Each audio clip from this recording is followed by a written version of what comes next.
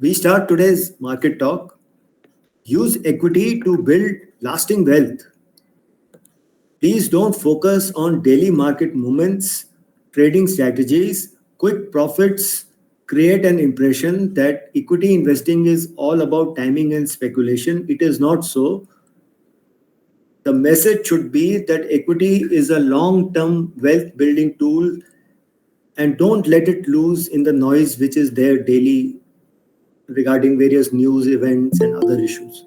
It makes no difference. Finally, at the end of the day, if the earnings are good, business is good, the stock will perform. But if that is not there, no narrative will work. And I'll show you how the narratives are being played up in this market. So the heading today, when I wrote today, was look for structural winners. Look for the stocks which are performing, where the earnings are supporting, where the business performance is good, where the margins are improving, and where the environment is supporting them. There are so many, and you don't have to buy others. So first is UK-India trade deal could open new vistas for Indian industry, trade and services by lowering entry barriers. So from autos, textiles, footwear, jewelry, whiskey, salmon, trade deal will benefit most sectors. It unlocks tariff-free access for 99% of Indian exports to UK. Textile and clothing sector gets zero duty access to UK, bringing it at par with competition such as Bangladesh and Vietnam. It will strengthen Indian IT's position in UK, help them capture greater share of European Union market. Tariff concessions for Indian tea, spices, marine products, and ready-to-eat items will improve market access for Indian agri and processed food products. Now, coming to the earnings, mixed bag for the Indian IT majors. Robust deal wins, margin expansion, and stable profit is offset by muted revenue growth and lackluster hiring. Now, if people are not hiring, that implies that they have no work for people. So that means they are not getting orders. So Infosys and HCL Tech raised the lower end of their revenue growth guidance, but didn't raise the upper end of the guidance. TCS and Tech Mahindra had margin expansion, but revenues were muted. Infosys reported revenue growth, which was good at around 4.8% year on year. Growth was led by Europe, and even as US continues to struggle. Large deal wins improved 46% sequentially to $3.8 billion, but operating margins shrunk by around 20 basis points. That implies that they are going for deals with lower margins now because there is too much of competition. TCS reported slowest revenue growth in 5 years. HCL Tech constant currency revenue growth declined by 0.8%. EBIT shrunk from 17.9% to 16.3%. Spending on AI could bear fruit going forward because they are doing a lot of spending on that aspect. But the deal wins were just $1.8 billion. In Q1 FY26, Cyient results were weak, EBIT margins declined. It refrained from providing guidance, but it has carved some semiconductor business. So after the management commentary, it started going up, but the results were nothing great to write home about. Persistent earnings were below expectations and stock tanked. Now coming to the reason why the market tanked on Friday, Bajaj Finance, performance is stable, but catalyst is missing for upside. Now, for Bajaj Finance, there is a skepticism on two fronts. First, its ability to maintain asset growth rate on a huge base and sustainability of profitability in the long term. I'll show you to you. If you see the Bajaj Finance loan book, consumer is 32%, MSME is 12%, mortgages are 31%, gold loans are they're improving that, it is 2%. Now, it is in this segment, consumer and MSME, they are facing problems, and they are saying that they are cautious with respect to them. Though other key ratios like cost to income improved, but the asset quality deteriorated. So that is the problem. And because of that, higher provisions and all were done. So the return on assets came down and return on equity also came down. So this is the reason why this stock tanked. Now, Sustainability or profitability in the long term is in doubt now as to what they are guiding for. Around 25 to 30% profit growth may not be possible in long term because of various headwinds. These concerns, along with premium valuation, will impact the stock's performance. Company has entered. What they have done is, like I showed you, they have entered low yielding segments such as microfinance, gold loans, and car loans, where the interest rate on loans is lower than what is there the consumer loans. This will hit profitability, and some stress is definitely emerging now in MSME loan book. So uh, it started with the MFI, then it went into consumer loans, then it went into CV loans, commercial vehicle loans, and now it is getting into MSME loan. And this is where most of the NBFCs were giving loans, or their book was basically related to the MSME sector. Now, coming to defense stocks will need more than order wins. Right now, everybody is talking only about order wins. They must execute flawlessly because of the valuations they are in. Like, I'll give an example. Idea Forge, revenues declined, EBITDA margins contracted, it reported net loss. Revenues fell 37% quarter on quarter sequentially due to sluggish execution and slowdown. Its order book is around 144 crore, which is zero point 0.9 times its annual revenue. Despite that, they are not able to execute quarter on quarter. Stock had gone up 2x from the levels in April. Outlook is promising, definitely supported by a strong order pipeline, government support, and entry into European markets and investment in advanced drone technology, etc. But they are not able to execute. Second is Paras Defense. They gave very high valuations are very high, but just 11.5% year-on-year revenue growth. PAT was flat, and I'm talking about year-on-year growth. I'm not talking about uh, quarter and quarter, because Q4 is always a big heavier quarter. Now, profit after tax was flat, but the trailing 12 months P is 97x. Now, how do you make money on a stock which is at nearly 100 P, where execution is not good? And just for your information, promoters sold some stake in June. They also know that the stock is overvalued. Hence, look for firms that adapt, digitize, and deliver, not just on earnings, but on productivity, agility, and foresight, because these guys will attract capital. So investors can't just rely on policy easing liquidity, but must. That's why they must look at structural winners. So try to find those which are performing well. Now coming to FIDI data, FI is added of 25th July. See, they added shorts on index futures. So they are now at 1.59 lakh short positions in index futures. And primarily they were short on Nifty. So Nifty had come down. They have sold call options and they bought put options. So if you see clearly, their orientation is short on index futures, sold call options, and bought puts. So their outlook on index is negative. Now, pros, professionals, though they are holding relatively long on index futures, but here again they sold calls and they bought put. So if you see here, net is 4.6 lakhs put which have been bought in index options. Now coming to clients, index futures, they are net long. Call options, they have bought calls, and in put options they have sold 4.75 lakh puts. So that means FIs and pros are net short by buying puts, and their counterparty is clients. So let's see who wins over the next week or so. But this is the positioning right now. So one should be clear what is the positioning right now. Now coming to FIDI data, if you see here, from around 33,000 odd short positions in index futures on 27 June. After 1 month, it has become 1.59 and it is increasing. And that's why the market has dipped. So if you see here, all the days on which they have added bigger short positions, the market has taken bigger dips and it has now come down below 25,000 on Nifty.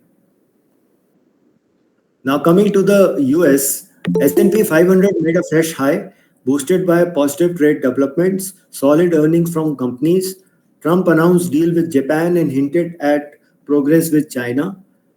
So these are good. People are now even thinking whether there would be rate because of the various data which comes out from the US. So they are not able to be sure right now will there be a rate cut or not. Hence, the US 10-year yield is not showing anything. It is stuck at that 4.3, 4.4 levels.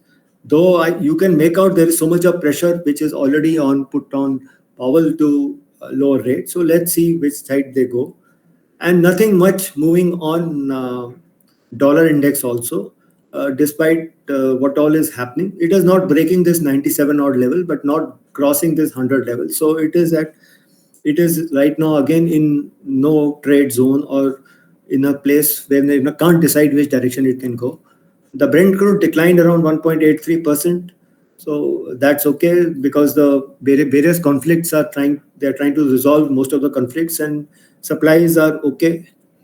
Gold also didn't do much, but it is still on the rising trend line. So it has not fallen much, but it has not risen also because a lot of trade deals are getting done. So the uncertainty is reducing.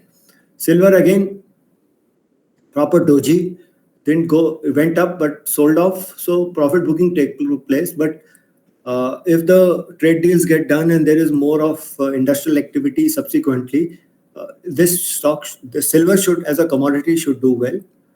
Copper is going up not because of higher demand, just because of higher tariffs which have been put in the US. So a lot of copper is being imported before, I think, 1st of August or something like that, into the US to be sold. Bitcoin also nothing much at the similar level because that US Genius Act, etc., is digested now. So it is now consolidating, and let's see where it goes. S&P 500 was up 1.46%, made a fresh high above the previous higher level. Nasdaq is also made a fresh high, and it is in that rising channel now. And Dow Jones is just about touching its previous high. So the US market, all three indices are doing well.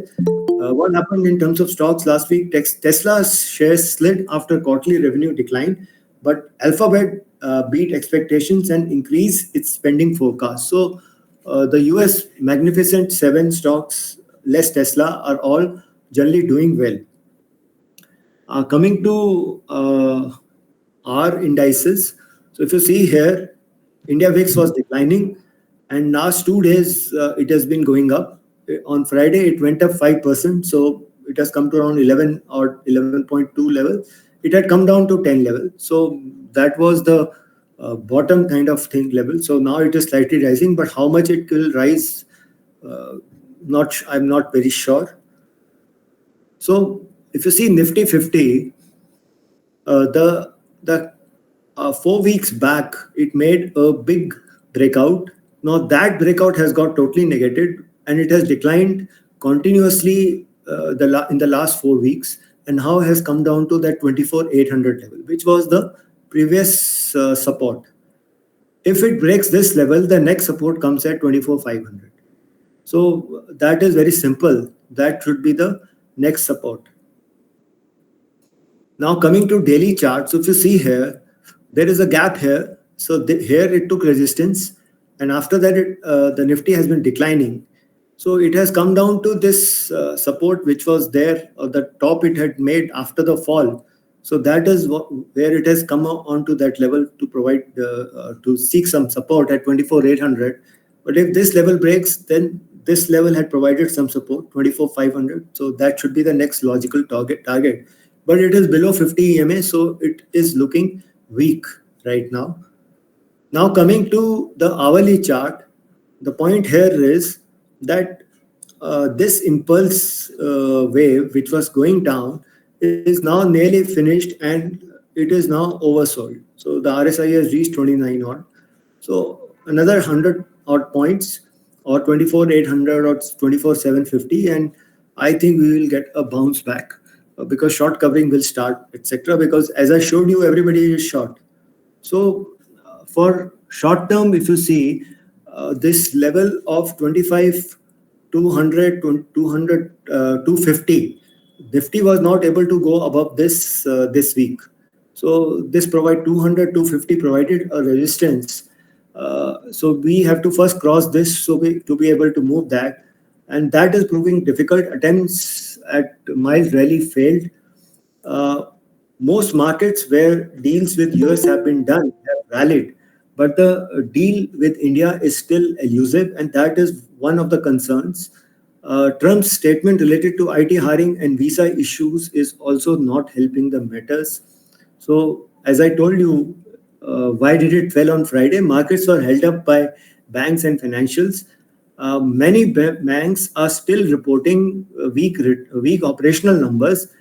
Only the treasury gains are holding up the earnings, but the core banking operations are soft. And then weak commentary from Bajaj Finance along with outlook for IT stocks.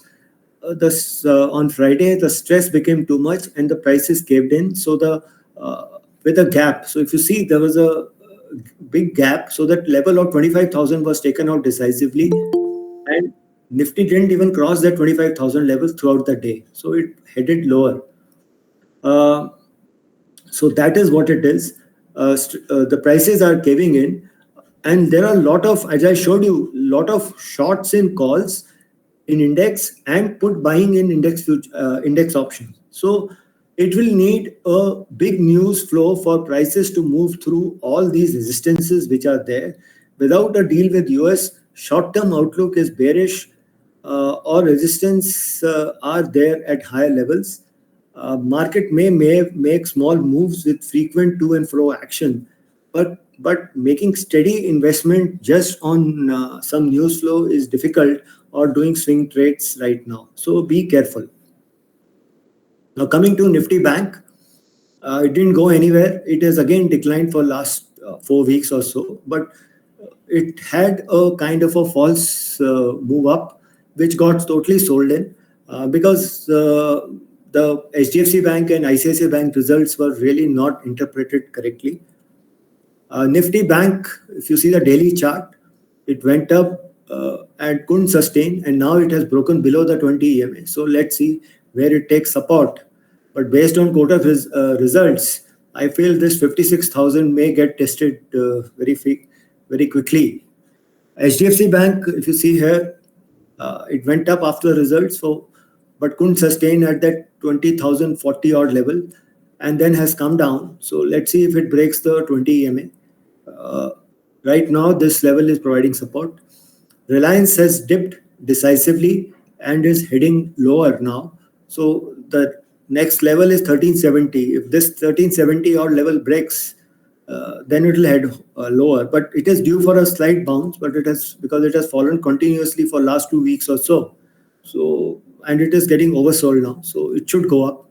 But it is going down with decent volume. So that should be a worry now. The reason is very obvious. There are no triggers, etc. Earnings were just about okay. So nothing great about it.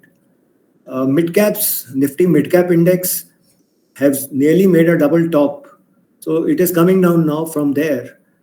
So I think it should take support at this 12,600 odd levels.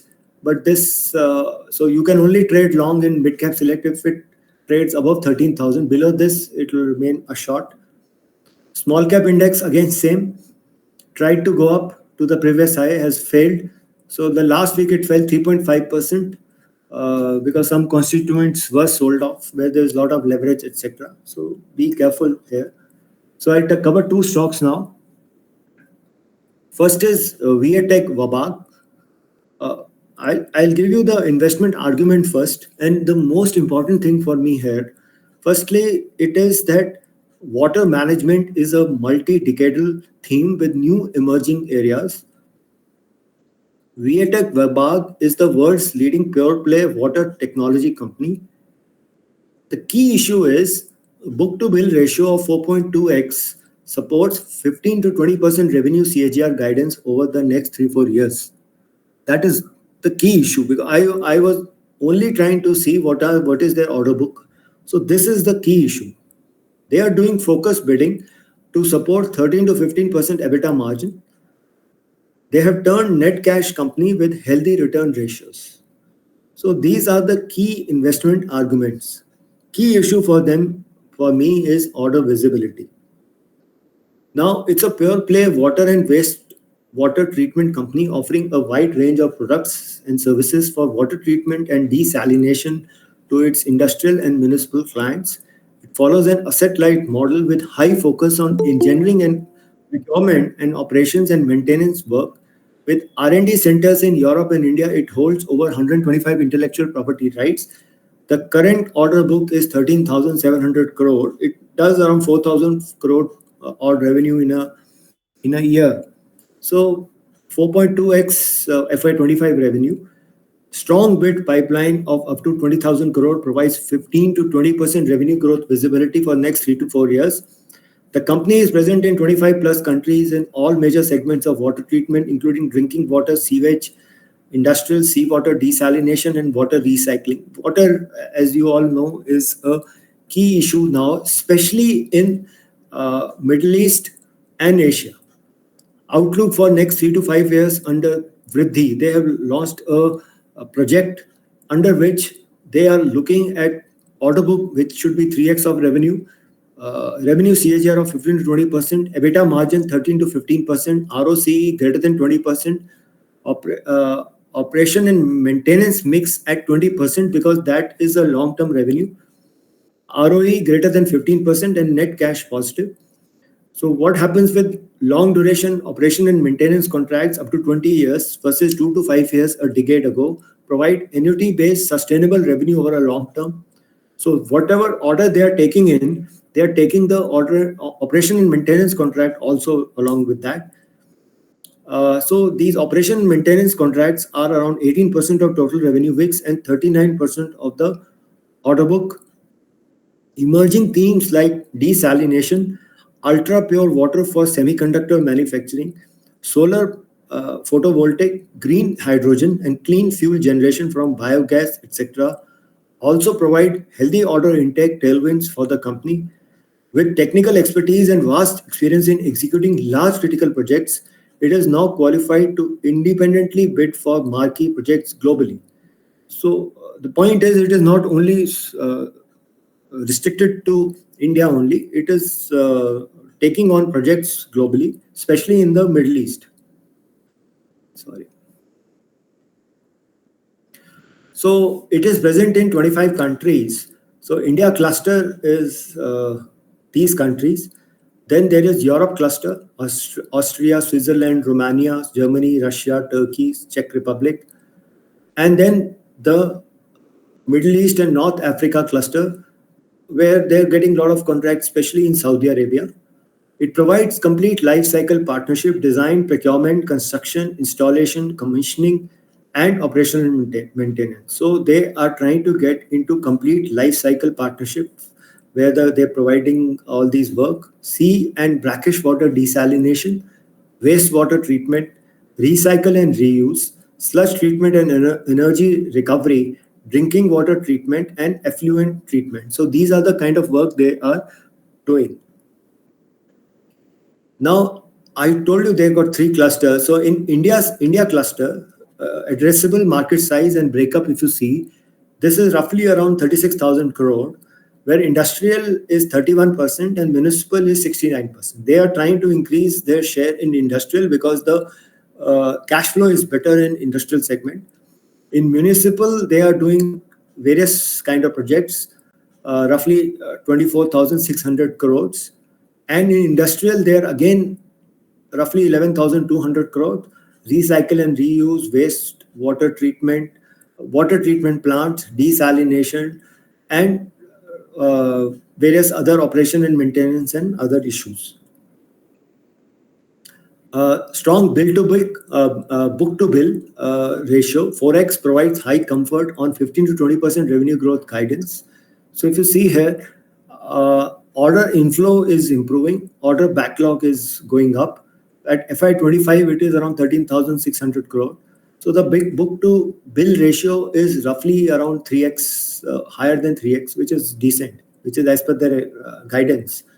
17% revenue CAGR and 14 to 15% EBITDA margin is expected over the next 3 years or so, and 23% CAGR in PAT over the next 3-4 years. So this becomes a kind of a long-term play. Operation and maintenance mix in revenue to drive margins. So they are increasing their mix. So they from earlier ones, they are trying to increase their operation and maintenance revenue mix year on year now. And they are trying to increase their mix to industrial than municipal. So ROE, ROC, etc. are improving and cash flows are good. So their EBITDA is improving. Their operating cash flow and free cash flow are also improving. So net cash company, so that is not a problem. Margins are improving with the rise in mix of higher margin projects. Revenue mix trend, if you see higher margin segment as rest of the world, industrial and operational and maintenance likely to grow faster. So if you see now it is 50-50, which is going to be around 50-50 rest of the world and India. Then industrial is slightly going up and municipal is coming down. And operation and maintenance share is likely to be around 20% and EPC around 80%. So it is doing well. So now if you see here, they did around 3,294 crore revenue in FY25.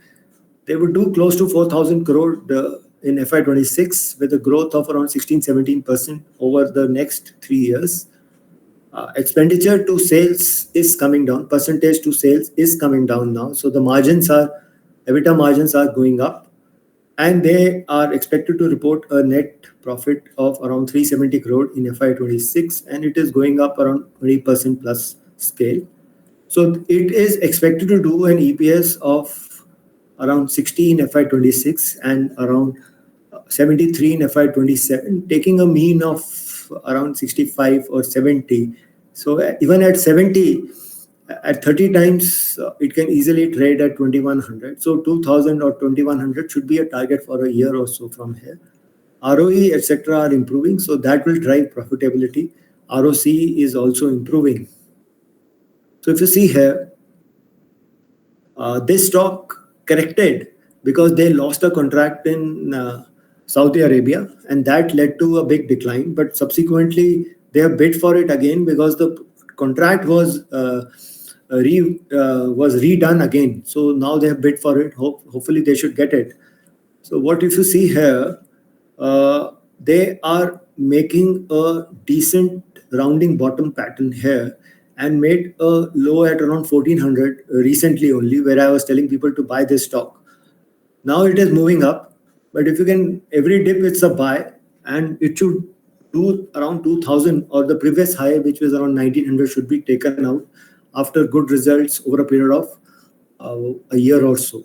But this is a stock for long term. Next stock is, now just a word on that. They are doing a sewage treatment plant in Saudi Arabia, 3,300 crore project. Their share is 1,700 crore. They are doing a joint venture, and they are doing 1,000 crore, 100 million liters per day desalination plant for Indosol, 10 gigawatt cell and module line in India also. So they are doing now, what they are doing is big projects where there is higher amount of revenue and they can utilize all their capabilities adequately. Okay, now coming to Sagility. Now firstly you must understand the business part. There are pairs which are basically insurance companies in US. This business is, Sagility's business is basically US based. It is headquartered in Bangalore. What it does is it collaborates with payers processing over 150 million transactions related to various health insurance needs. So the payers are the health insurance companies and providers are the hospitals. So it has processed 60 million claims, resulting in recovery over 5 billion for their clients. So they get these claims processed for hospitals. These end-to-end service support hospitals, health systems, physician groups, labs, and ancillary providers. So this is their basic job. It's a US healthcare focused business process management company with over 24 years of operational experience, formed through a carve out from HGCS in 2022. It's a new brand. It brings a legacy of deep domain expertise, serving 75 client groups, including BroadPath clients. Now, BroadPath is one of the companies they have acquired recently. So they got all their clients also. It operates within a 200 billion core operations market, payers and providers, of which only 20% is currently outsourced. Rest people are doing it themselves, managing the insurance claims for health insurance. So the hospitals and the insurance companies are doing it themselves. So these are outsourced only 20%. So it's a 45 billion opportunity dollars. It delivers a wide range of services to US payers, that is insurance companies, providers, that is hospitals and clinics, and pharmacy benefit managers. Now, what are pharmacy benefit managers? These are third-party administrators that manages prescription drug benefit from health insurance plans. So, intermediaries between these are pharmacy benefit managers are intermediaries between pharmacies, drug manufacturers, and insurance companies. So, what they are doing is they are helping them also across functions such as benefit administration, clinical services, and revenue cycle management. It serves 6 of the top 10 US payers, 3 of the top 6 PBMs, and multiple large providers like IDNS, labs, DME, and radiology firms. Outsourcing in the US healthcare sector is gaining momentum as clients face rising cost pressure and look to offload non-core functions traditionally managed in-house. Its multi-shore delivery model with services provided from 31 locations across 5 countries, that is US, Colombia, Jamaica, India, and Philippines. Recent acquisitions like Devlin Consulting for payment integrity, Birch AI generative AI-driven automation, and BroadPath mid-market client access and remote work technology have significantly bolstered its service portfolio, reduced client concentration, and unlocked new growth levers. So what they do is for payers, which is roughly around 89% of their revenue, is claims management, payment integrity, clinical management, and others. So they do all these things. And for providers, that is hospitals and clinics, they do revenue cycle management. Under this, they do various kind of work. So they provide around 10.8% of their revenue, and they are using artificial intelligence, advanced analytics, and business intelligence for these tasks. So the key advantages of Sagility's domain expertise are assessing whether care is medically necessary. So medical appropriateness, risk prediction, leveraging data to anticipate high-risk cases, claims optimization, customer effort reduction, automation and intelligence, deploying RPA, which is robotic process automation, AI and predictive models to prioritize work and streamline processes, end-to-end insight, tech contextualization, sticky relationship, offering non-discretionary domain-rich services that create long-term client partnerships. So if you see their financials, so the revenues were up 22% year on year. For this quarter, results are not yet out as such. And for the year, the revenues were up 17%. EBITDA was up 28%. And PAT was up 45% for this quarter. And for the full year, it was up 37%. So it's a business which is growing, unlike, you must treat it like any other IT company only, which is, if you see here, which is showing decent growth, where the revenue is growing around 22%, and margins are improving, and profit is growing 45%. So if you see here, decent revenue growth, EBIT and EBITDA margins are improving, reaching around 24% now, EBITDA margins. PAT growth is decent, reaching earlier was very high, now is reaching a base of around 20-25%. And cash flows to EBITDA ratio is pretty good. So this is also doing well. Now their future guidance. So in 2025, they had done around 5,570 crore, and EBITDA margins are improving around 23%. So they have done a PAT of around 539 crore.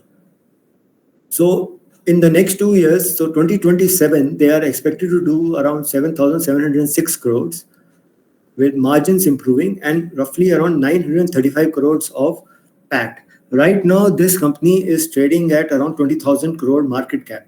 So if you take forward PE, it's at around 20-21 times. So not very expensive considering the growth it is having. Now, this stock got recently listed in November last year. It went up after listing. Listing was at around 32 bucks. And then it has declined subsequently. Also, there was a big promoter stake sale last month in June, so which again lowered it. So if you can hold this stock for long term, they should do decently well. So if you see here, it's at around 20 times forward earnings. So it can easily trade at 25 to 30 times, seeing the kind of revenue guidance, etc. So at around every dip at around 40 odd rupees, 42 rupees, it's a buying opportunity. And the stock can easily go to 60, 70 levels from here over a period of 1 year or so. So I finished. We'll take questions now.